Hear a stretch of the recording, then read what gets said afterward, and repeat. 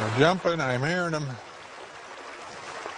You know what? I remember in the 90s, NFL Films did some kind of computer game, and somehow somebody beat us.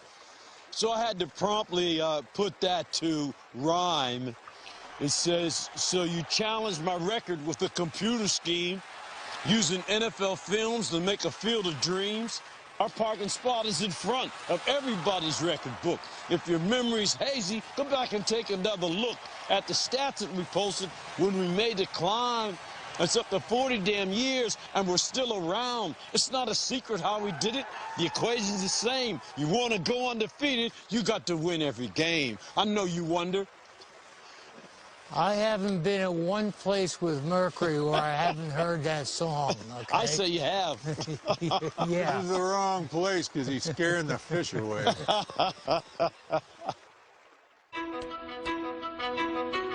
You're going to be a football player when you grow up? Today is the best day of your life. Believe it. He might be the finest quarterback produced in the last 10 years. He's a day like that. That's all I need. Fortunately for me, I didn't lose my life. I didn't lose my job.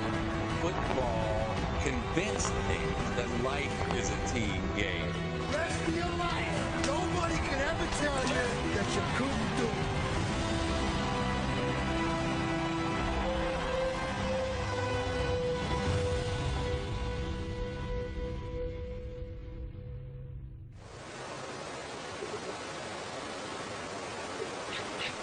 .391 miles northwest of Anchorage, Alaska, on the shore of Norton Sound of the Bering Sea, lies the village of Unalakleet.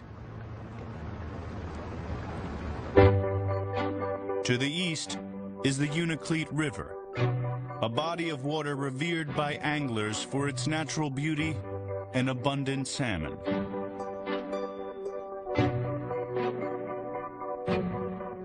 For Hall of Fame fullback Larry Zonka, Alaska is home. An avid outdoorsman, the Alaskan wilderness has appealed to Zonka ever since he was a little boy.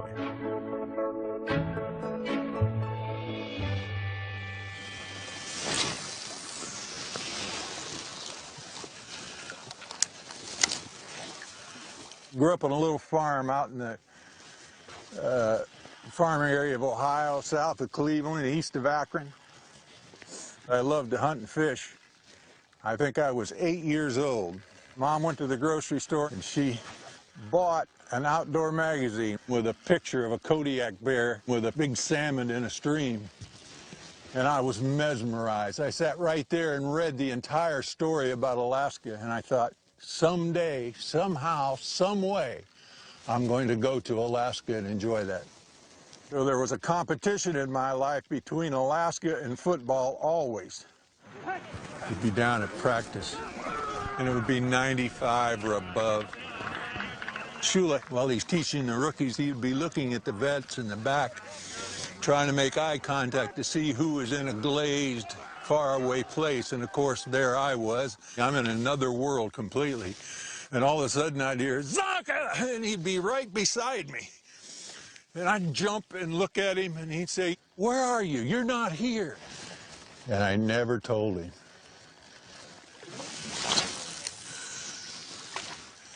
After 40-some years, ladies and gentlemen, and Coach Shula, this is where I was.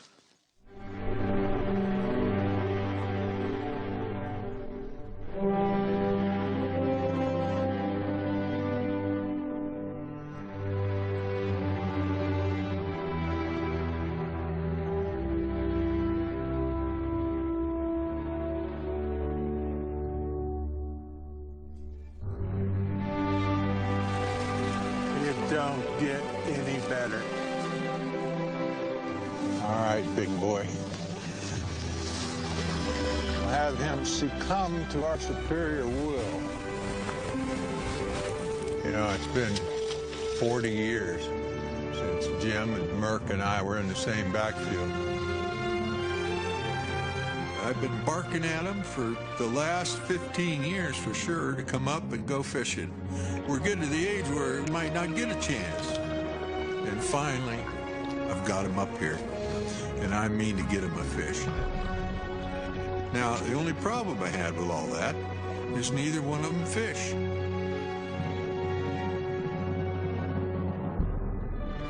That's a nice big buck. He doesn't like the looks of that net.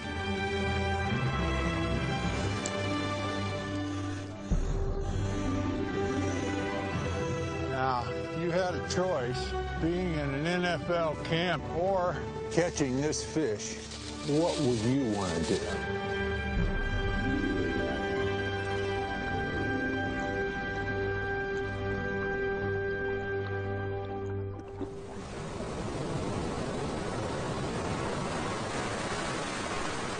I don't hunt and fish.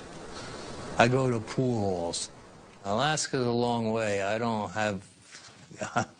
I'm not going to go up there too many times. This is probably my first and last time I'll ever go to Alaska.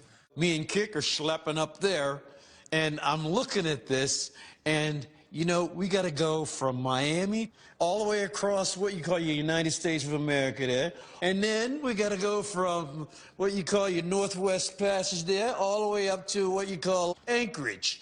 And then in Anchorage, you got to take some kind of plane that ain't got but one engine on it and fly over to some place called Unalakleet, which at 1,100 miles down south of that is Hawaii.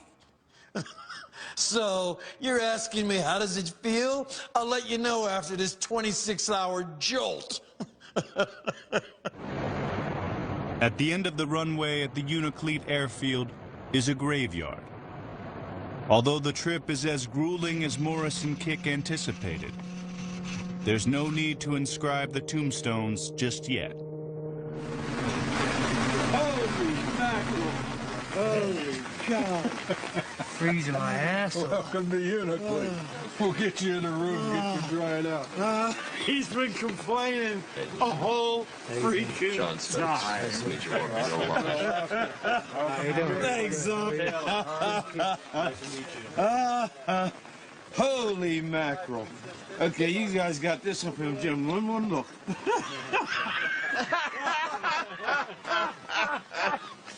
How was the boat ride over, Jim? Did you like it? The only thing that kept me warm was Mercury's hot air, you know? But how would you know it? You were crouched in a position, holding on for dear life. This is Jim Kick. They can't recognize him because he's up underneath that coat. There he is right there, folks. We have a good relationship. It's like we never left.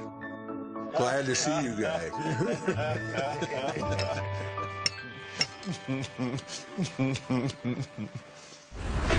Coming up, P10's the most basic dive we had. I loved it. I used to feel really fast on turf. What the hell does Mercury feel like that?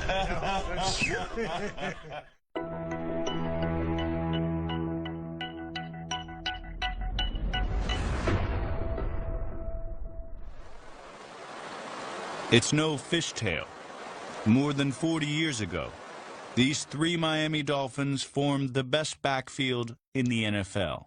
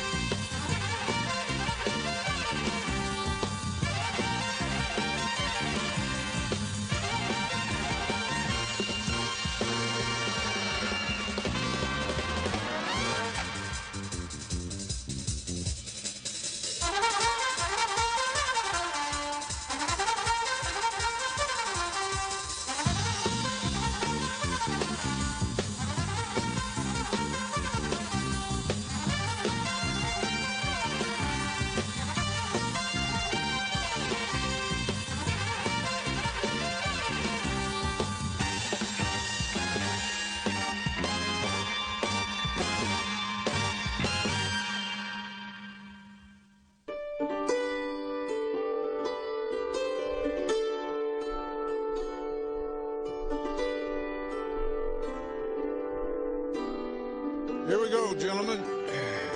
Woo-ha!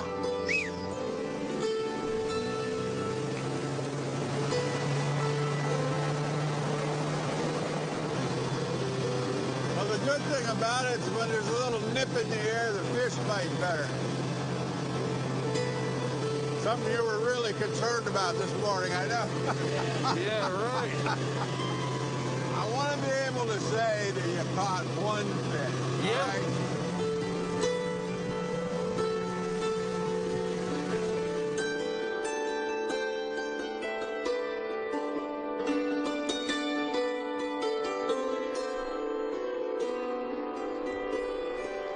Now, when you flip forward, you turn loose with your finger and it'll cast, see? Open your bail. Is it open now? Nope. I don't think so. See, it's clicked over there. See how the line runs over there? Yeah, you click right. it like this, now through it. Gotcha. You start to turn it and bring it in. Good. Hey, watch it. Hey, you can tell I'm from New Jersey. Jim, you're trying to me up on purpose. Never seen fishing poles turn into weapons so fast. How did we get all of our lines tight? Yeah, this is like life here. Everybody stop reeling. As fishermen, the trio is a jumbled mess. As football players, they blended their talents perfectly. Running backs are just a joy every time I think about them. You have to start with Larry Zonka, who's as good as any fullback in professional football. Big and strong, and he's in there every play of every ball game, giving you whatever he has. P10's the most basic straight dive we had. You took the ball and ran straight ahead like Bronco Nagurski. We're going to score, or somebody's going to have to kill me. I loved it. Living out in the country, I think you grew up a little tougher. I think that childhood lent itself towards the NFL. First day of school, my mother sent flowers with me into my first grade teacher. I take 2 steps onto the school bus, and there's 3 boys sitting on a bus seat. Look at me and go, "What's your name?" I say, "Larry." And they said, "Oh, Larry the Fairy," because of the flowers, see? So I said, "Yeah." And I stuck him right in his face. Well, when I stuck him in his face, that was the last punch I landed until 5th grade. And I just got the living hell kicked out of me every day. One summer, I grew almost 3 inches and put on 33 pounds. And everybody that ever laid a hand on me, I thumped. Particularly those 3 guys. I tried to drown them in the toilet. You know, I threw them off the end of the bus. I became the bully. His running mate, Jim Kick, certainly does what you have to do to supplement what Zonka has. He can block for Zonka when Zonka's carried a ball. He used to go to shul. I said, "Coach," I said, "why is a guy that's weighing 215, me, blocking for a guy that weighs 250 pounds? I could never quite understand that." But you were motivated because you knew I was coming behind you. Yeah, this is true. Kick was Jersey tough. Like Zonka, he knew how to rumble. He's like Muhammad Ali in tight. You don't want to be in there. Kick is going to clean your clock. You didn't see big guys making the kind of moves and having the kind of footwork that Jim had.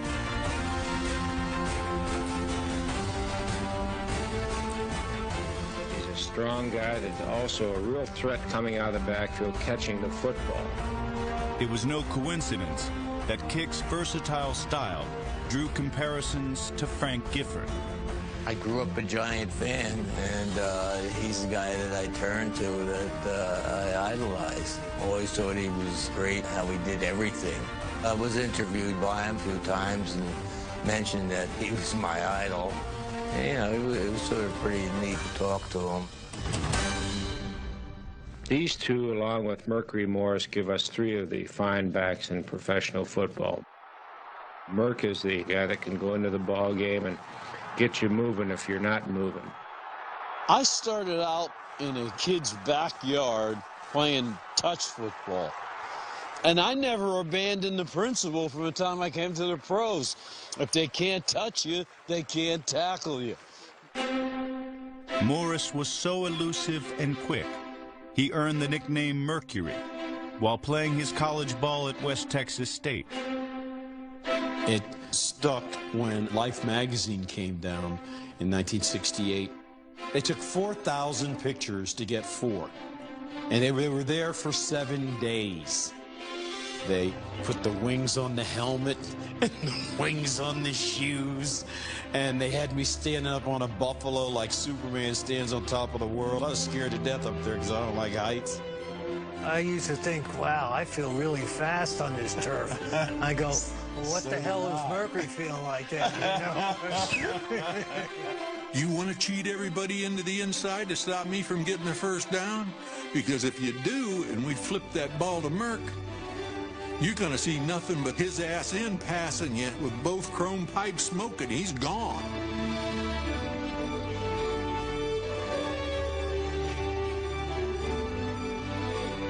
And he'll come back and tell you about it after he does it too. There was always a need for me to have to prove that I'm capable of doing what someone says that I might not be capable of doing. O.J. Simpson and I vied for the national rushing title 2 years in a row. In my junior year, when he beat me out, he sent me his freaking autograph. I was so mad.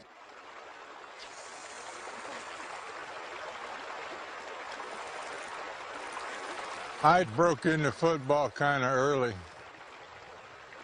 Some of my buddies talked me into going out for the 7th grade team.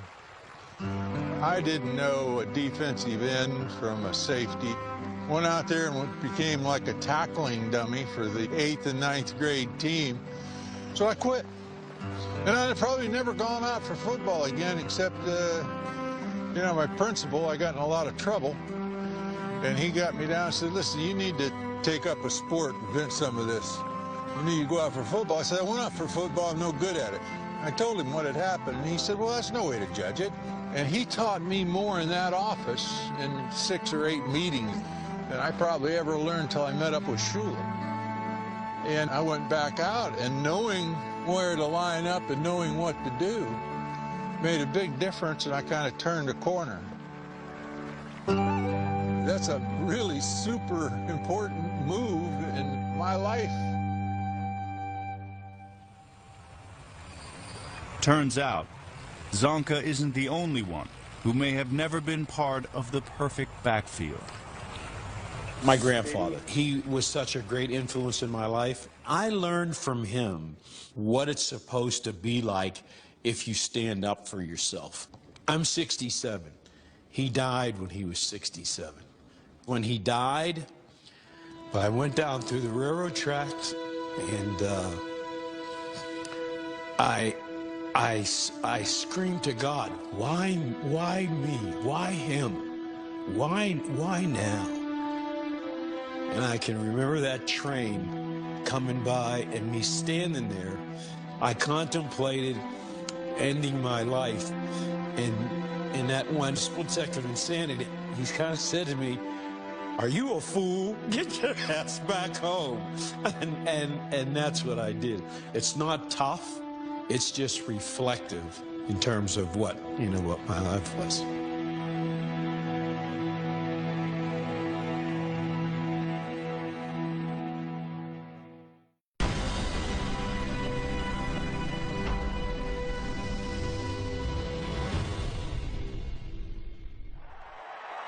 Larry Zonka and Jim Kick both arrived in Miami in 1968. Their combined talents helped transform the Dolphins, one of the AFL's weakest teams, into a Super Bowl contender. On the field, they are the best pair of running backs in the NFL.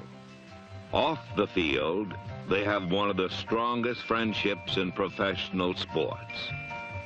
Friendship to me is very important, more important really than anything in my life. I once had a high school coach who told me that if you get out through life with one good friend, one really good friend, you're lucky. Well, I really consider myself very lucky. Friendship is really the most important thing in my life. We just had a personality that sort of matched. We played football because we had fun playing it. We both enjoyed the nightlife. We both like to have a good time. Zonka and Kick did everything together, including hold out for a bigger contract during training camp in 1971. We were smart enough to know to show up to training camp in shape. But in order to work out, we had to dodge the press. All the reporters, they were getting phone calls from people saying, I saw Kick and Zonka, they're down at such and such park. By the time the media get there, we'd have left and gone somewhere else. Pretty soon, the kids that played at the parks would see us out there, and they recognize, they come out, start running with us, you know. And pretty soon, there's about 200 kids that are showing up at these parks that are calling each other, saying, hey, they're over here working out. We had a whole band of banshees running with us, jogging, you know. Bill Brotcher called, and we were telling him about that, and he put it together with the Butch and Sundance thing. That's where it came from, like we were wanted men, you know, people were looking for us. You know, I liked the movie. They were sort of two guys that were outlaws, but they were comical, and they had a sense of humor, and Zonka and I always had a sense of humor, and we played on it a little bit. I can remember the hats and the horses. Collins Avenue. Yes, yes, you're riding down Collins Avenue on horses. Butch Cassidy and the Sundance Kid are alive and prospering in Miami, Florida.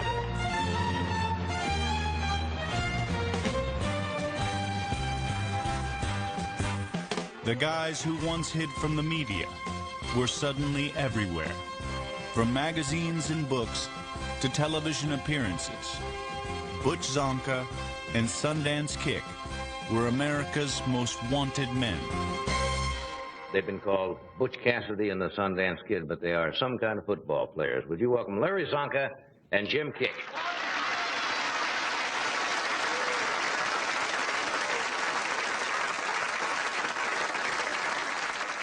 How do you get along with Don Shula? You're trying to tell me something, Larry. Have you ever worked on a chain gang? Whose personality fit Shula's? Yeah, right. You might be the guy all the way at the end of the line. When I was playing, I really didn't get along with them at all. I couldn't stand when coaches yelled at me. I went the opposite way. I got lazy or had an attitude. I didn't like authority. It's the way I've always been. Shula, he used to have a 12-minute run. I was always the last guy because I thought it was stupid. I told Coach if I wanted to go out for cross country, I would have went out in high school. And you had to shave. And then Jim cut that little slit right there. Right down the that middle made the there. difference. That, Yes. you know, That so made just it- so that Shula made it- got that, you know, just he had to have that little, you know. Larry seems to think I'm a troublemaker. Yeah. But Larry, like I said, is weird. Zonka was a troublemaker, but he always blamed me. Manny Fernandez, I'm out fishing with him, and there's a bunch of baby gators up on the bank laying in the sun. Nasty little guys, about this big, you know, bite your finger off in a minute. And I said, yeah, I mean, too bad we can't get one. I put it in Shula's locker. He said, I can catch one. And he jumps out of the boat, goes up on the bank, and it's like King Kong in the reeds, you know. He's thrashing in there, and he comes out with this thing wriggling. He walks up and drops it in the boat. You know, I'm out the back of the boat. You know, I'm out in the water. So he put it in the trunk of that old Thunderbird I had, and that thing was banging around in there. And I'm trying to think, how can I get it in Shula's locker? And Manny Fernandez and Coot staged a shouting match like they were going to get in a fight in the office, and Shula's secretary, while she ran over to them, I slipped behind her and went into Shula's office, went in there and put that thing in the shower, then I went out through the back door. The first guy he came to was you. Yeah, I got blamed for it. You got blamed for everything. He would tolerate a little more for the humor side from me because he knew that I would be serious about preparation. Zonk was his boy. I used to tell Shula all the time, no wonder he loves Zonk. You're both Hungarian, you're both from Ohio, and you're both ugly. And both of these guys think that I was his son. You know. Yeah, right. I wish either one of you would have went in his office one time with me when he walked in there and said, "Now listen, you guys," you know, stuck that finger in my face, and listen, you know. How come I never ran into you? I was always in his office. Yeah, I tell you what, I bow to that. You were in there more than anybody else on that team. We were good friends before all this started. I'm sure that when football's all over with, we'll still get together, drink one or two too many beers, and stay out 1 or 2 hours too late at night. Still get in as much trouble as ever, but we'll still be very good friends.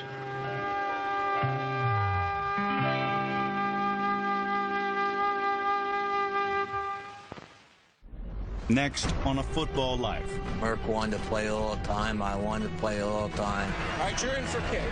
That's when they wouldn't give me the ball anymore. Unless No, they would. Unless it was on the 1 yard line. What's wrong with having 3 guys? I mean, you never can have too many good running backs.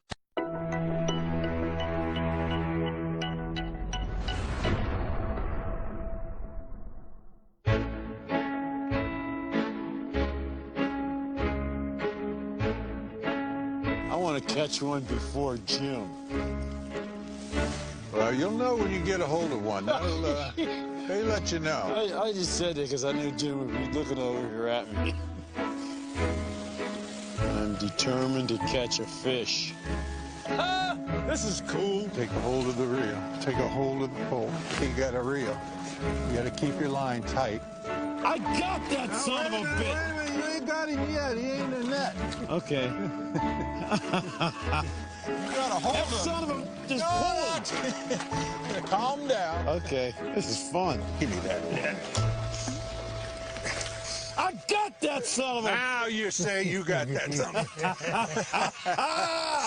This is just another example of my skills. Okay, Mo, come here. You got to take a hold of it like a football, all right? Now, No, don't reach tell under him there. that, Zonk. He fumbled. Well, that made it all worth it right there. Just that little moment. Yeah, well, just leave it here. When we get on a plane, I don't want to hear it from you all. Oh, yeah, right. Now you're sure not to hear it because you said that. Okay, Jim, you're next. Don't worry about me. Worry about I'm yourself. not worried. I just said, Jim, you're next. I want to see you catch one. 45 years I've been away from you two on a regular basis, you know? Yep. And what happens is just like family. You remember all the good things and you think, man, I want to get back around those guys. And then you get back around those guys, and then you guys start that, no, I didn't. Yes, you did. That's what's a real family is that. Exactly. When you got that kind of thing, when you pick on each other, but just inside the deal, see? Yep. It's like Shula. Shula used to tell us all the time, we're a family. We can say anything to each other in here, but you don't say it in front of anybody out there, you know, because it turns into a war zone.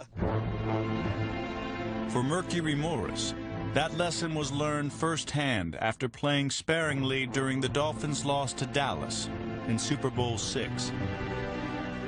After the game, I was upset because I'm thinking, okay, now, we just got our ass kicked, and I had nothing to do with it. So this reporter came up to me, and he said, well, Mercury, is anything wrong? I said, what do you mean, what's wrong?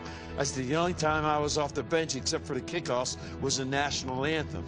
So when Shula comes out of the bathroom, he says, if I find out you said anything, you've had it. I said, okay, fine. So then the next day, he calls me up, and he said, look, I got a cardinal rule. If you got a problem, then you come to me first.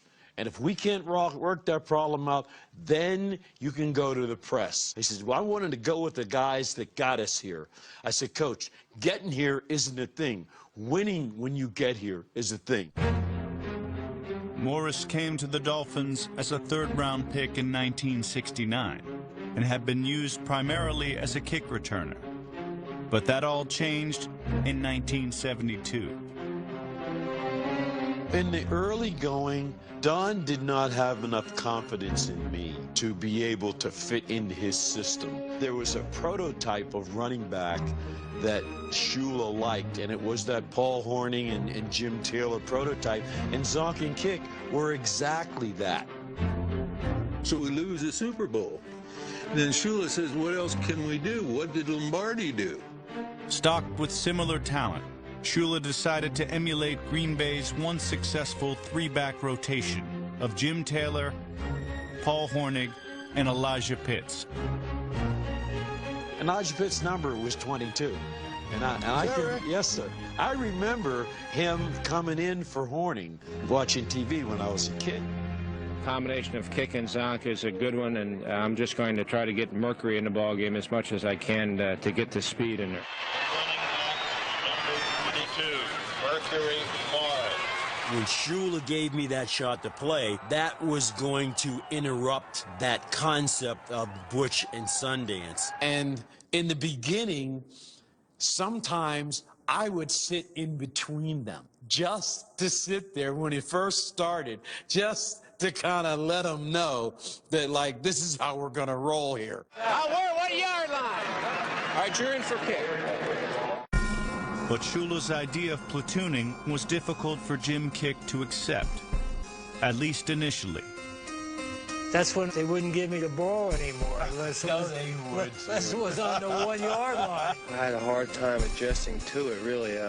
I feel that I get stronger as I play more. Merc wanted to play all the time. I wanted to play all the time. But if I was content on not playing all the time, I don't think I'd be a ball player that I was. What's wrong with having three guys? I mean, you never can have too many good running backs. Oh, there's nothing wrong with it, Bob. Well, they say that Shula has a problem. What's the problem? Well, like he said, it's a good problem. The more good ball players you got, the better. You know, as much as it hurt me to not play as much as I had been, I knew we were probably better off as a team. And so whatever I could do to contribute to us winning football games, then that was fine. Well, I thought I had a pretty decent game. I thought Mercury did a real fine job, and I think it helped me with him alternating. But they always seem better when you win. The thing that I liked about the three of us, we never sat down and said, this is what we got to do this. We just said, hey, we don't give a rat's. If it'll keep the old man off our back and we can win, we'll do it. When quarterback Bob Greasy broke his leg in Week 5, the threesome picked up the slack. Together, the trio helped power Miami's offense to a perfect 14-0 regular season record.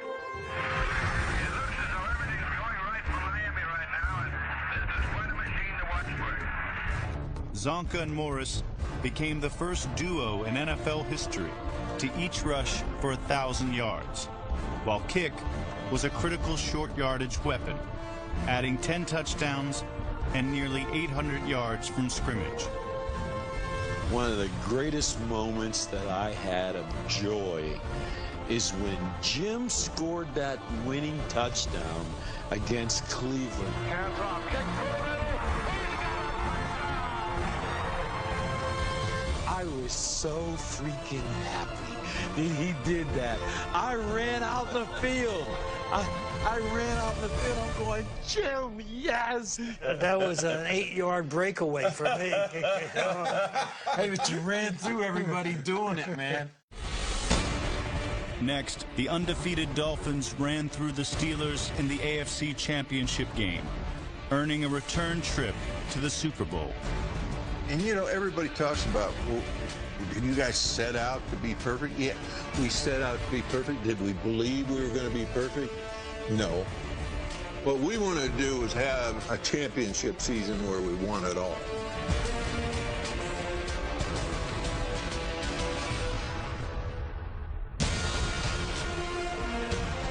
Here's the handoff to Kick. And he sticks it right and puts his way in the end zone. What a touchdown. I know people look at us and say, hey, a bunch of old guys, you did one thing. We did one thing. We hit perfection. And when you become a definition rather than a number, then you're in a special place. The Dolphins have won Super Bowl 7 and completed the greatest season in Here's the perfect.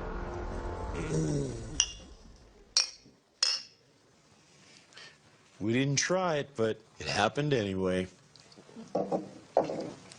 One game at a time. Next on A Football Life, a new league threatens to tear apart the perfect backfield. Jim and I and Paul went into a room and said, "What do you think?"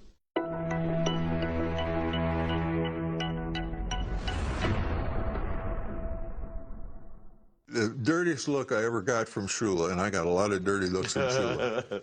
He stood up in front of us in the beginning in '73, and we're at the strongest point. We just come off an undefeated season. I mean, what's your encore? What do you?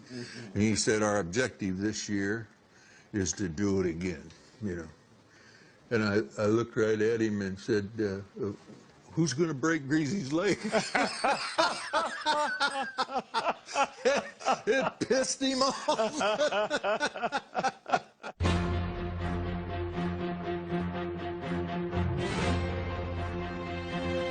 The Dolphins repeated as champions in 1973.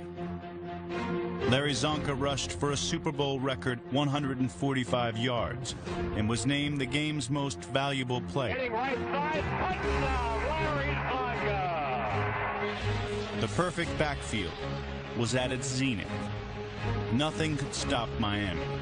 Nothing except for an offer from a new league. The World Football League comes along, and we sit down with the agent, and the agent says, "Would you guys entertain, you guys being me, Jim, and Paul Warfield, would you fellas entertain an offer from the World Football League if we could get all three of you to sign?" When we went to see John Bassett up in Toronto, Canada, who was the guy that owned the team, instead of just talking, he lays the money on the table. It says, "Here's a couple $1 million for the three of you." And he said, "It's on the table, but if you go back to Miami, it's off the table." So Jim and I and Paul went into a room and said, "What do you think?" I threatened Zonka. I said, "Zonk, because if he doesn't go, then the deal's done." Fueling the trio's decision to leave was Dolphin owner Joe Robbie's frugal reputation. There was never a good rapport with anyone that was drafted in the top rounds, to my knowledge, with Joe Robbie. He was a hard guy to deal with. Like anything else, any other negotiations, Joe Robbie was sort of on the cheap end. We were making like $55,000 a year. We made more in playoff money than we did in salary. On March 31st, 1974, Zonka, Kick, and Warfield signed to play 3 years with the Memphis Southmen, beginning in 1975. The move would more than quadruple their NFL salaries. So when we jumped to the World Football League, I felt bad to leave Miami. But when they put money on the table that changes how you're going to live the rest of your life. Now, the only thing, Shula wanted me to come back so we could talk to him. But I called him and told him, I can't. It's on the table. And he said, "Well, you said you were going to come back here to talk to me." I said, "I meant that, and I was going to." But it didn't work that way. They had gotten together and said, "We're going to buy 3 of these to command the publicity, which will catapult the WFL into, a recognizable name overnight." And it did. The departure of the 3 Miami Stars immediately opened the eyes and the wallets of the NFL. Repercussions of us signing with the World Football League probably doubled most of the salaries in the NFL because the threat of the WFL at that time had to be taken serious. That did cause Robbie to actually want to renegotiate. You never heard Robbie say renegotiation. This time, though, because of what you guys did, I went from making $55,000, because we all made the same amount of money then, to $135,000. That's when the price of football went up. But the Dolphin defectors were soon out of work when the WFL declared bankruptcy just 12 weeks into the 1975 season. Suddenly I'm back on the market, but Joe Robbie says, "I'm not going to talk to you without a written contract of what you want." Well, when you're coming down to negotiate with somebody, you're not going to write down your lowest figure and send it to them. So we wrote down some figures that were kind of the figures that we used from when I played in WFL, and we sent it to him in good faith. And he took it to the newspapers and ran it in the newspaper the next day. I was pretty hostile about that. I felt like I'd been set up. It all turned into newspapers and money at that point. A week later, Zonka signed with the Giants for the same terms he'd requested from Miami. But when Jim Kick sought a Butch and Sundance reunion in the Big Apple, he was quickly rejected by Bill Arnsparger, Miami's former defensive coordinator turned head coach. Arnsparger and I didn't get along really well anyway, and he felt that I was bad influence on Zonka, and he didn't really want me to be there with Zonka, you know. So that's why I ended up going to Denver. 76, remember when we all got together, we saw each other on the road? It was kind of crazy seeing us all together after all we had been through, and then the next thing I know, we're all in different uniforms, playing on different teams. When Denver and the Giants played... Yeah, because you came out there. I came out. Coin flip. It's that promotion that you and Floyd Little got you to go out there. Wasn't he the team captain too? Yeah. I saw him in the pregame warm-up. I said, bring Kick out. Besides the occasional coin flip, Kick rarely saw the field in his 2 years in Denver. It wasn't fun anymore. I just sort of lost love of the game. I wasn't playing because I enjoyed it. So let me get out and retire while I'm healthy. Zonka and Kick's departure from Miami gave Mercury Morris the chance to become the Dolphins' featured back. But injuries and clashes with Coach Shula were his undoing. In 76, I come back, and I'm ready to play. And I didn't play any of the exhibition, the first 5 games. I didn't play. And I'm going, hey, if I'm going to get ready to play, I gotta play. And so the 5th game of the year, he calls me in the office. He says, listen, we're going to go another way this year. And so he cut me. Then 6 teams claimed me. When I was in the locker room, they said, where do you want to go? I said, I want to go to Pittsburgh, Cleveland, or Oakland, any place but San Diego. And he sent me right to the Chargers. After just 1 year in San Diego, Morris opted out. I had had enough, and I quit. And there's a distinction. The guys, well, I hate to see you retire. I said, I'm not retiring. I'm quitting. You retire when the game's had enough of you. You quit when you've had enough of the game. Back in New York, Larry Zonka was up to his old antics. The Giants and the Dolphins played an exhibition game my 2nd year with the Giants. And I know the Dolphins' schedule. I mean, Shula doesn't change, you know. He always has his hamburger meeting at 9:30 just so he can count heads and see who's in the room. It's another deal to keep you herded in there on an away game. You know, I went through all that for 7 or 8 years, and I knew where they were staying. So I just went in, and Kuchenberg met me in the entranceway, him and Larry Little. They took me down, and I was sitting in between them at the table looking at Shula having a hamburger, and he's up to make his announcement, and he looks down and sees me. It kind of rocked him back. I was in the team meeting with the Dolphins before the exhibition game the next day. Tickled the fire out of me. And then the next day on the field, I hooted at him a little bit, a couple of times. Felt really strange to be on the other side of the field from the Dolphins. After 3 undistinguished seasons in New York, the Dolphins welcomed Zonka back in 1979. I gave retirement a great deal of thought the last 2 years with the Giants because they weren't using me at all. And granted, I wanted to come back. This is home, and I'm finally home again. Zonka picked up where he left off, leading the team in rushing, and his 3.8 yards per carry was the same average he had posted 4 years earlier. But as his role in the offense expanded, Zonka found the punishment harder to take. I ended up carrying the ball 25, 30 times a game. And I tell you what, I had some really bad Monday mornings and Tuesday mornings, let me tell you. At the end of the season, Zonka retired as the Dolphins' all-time leading rusher. Next on A Football Life. I know that some people may be asking why we're doing this after all these years. The past meets the present during a make-good White House visit.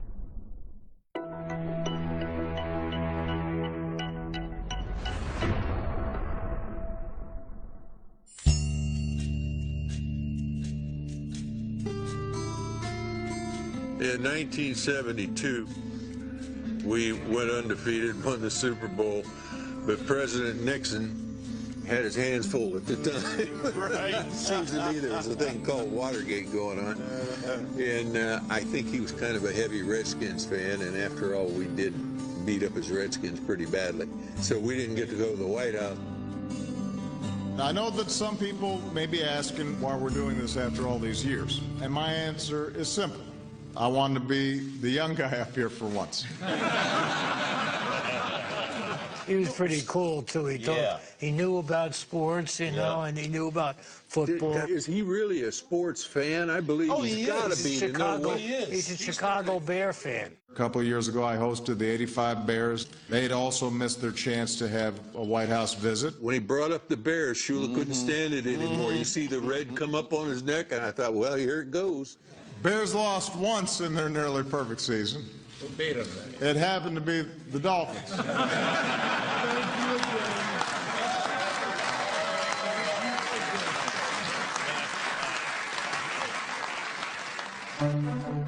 On December 2nd, 1985, Shula summoned his 1972 perfect team back to the Orange Bowl to help inspire the current squad against the previously unbeaten Bears.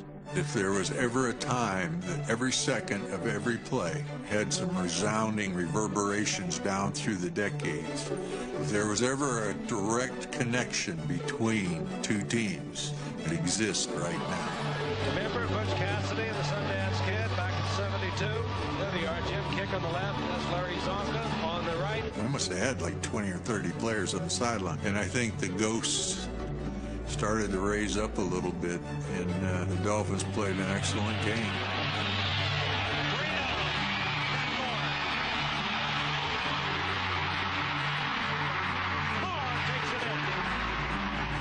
It was exciting.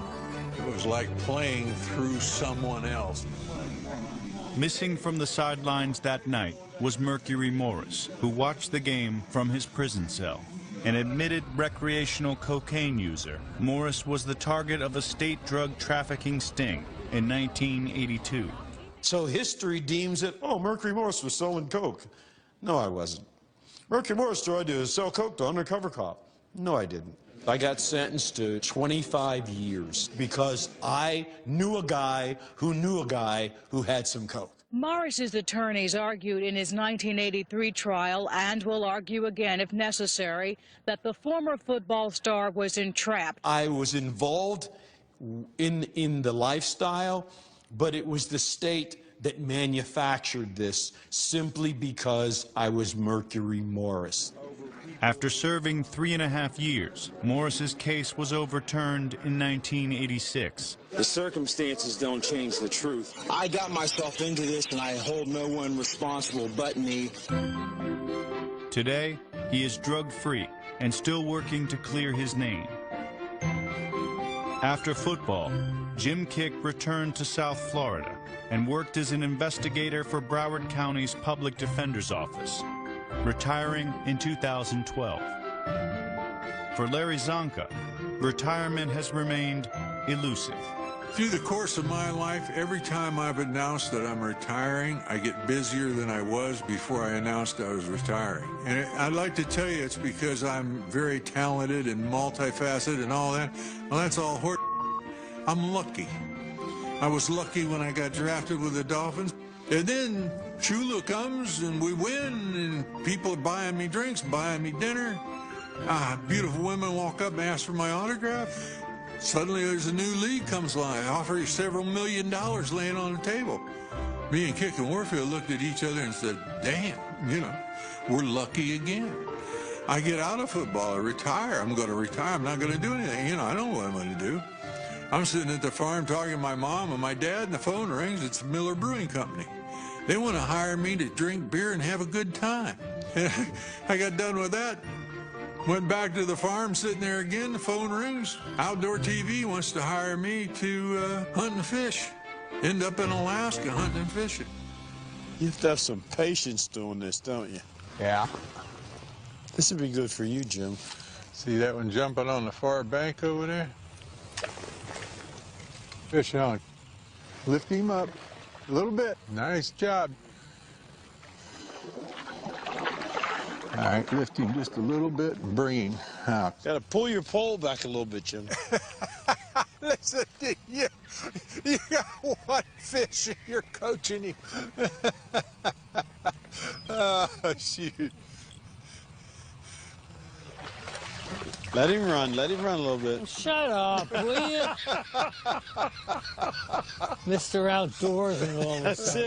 That's it, pal. It's easy, Jim. Not real hard. Easy. Yeah. You caught a fish. Wow. Look at that bad boy. Listen to Merc here. Hey, man. I loved it. Hey, man.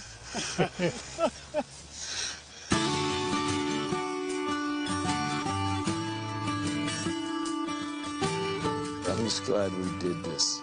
I'm glad we lived this long to enjoy it. Yep. This is really cool.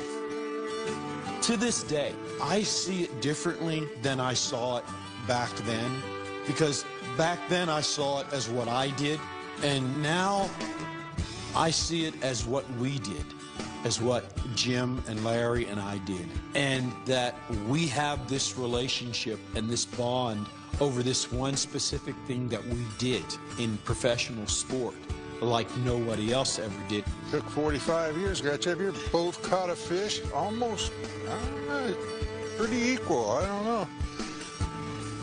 Yeah, Jim said his was bigger than mine. Not the fish, though. You saw me catch my first fish, and you saw me make my first touchdown. Yeah, to be honest with you, the fish was much more exciting.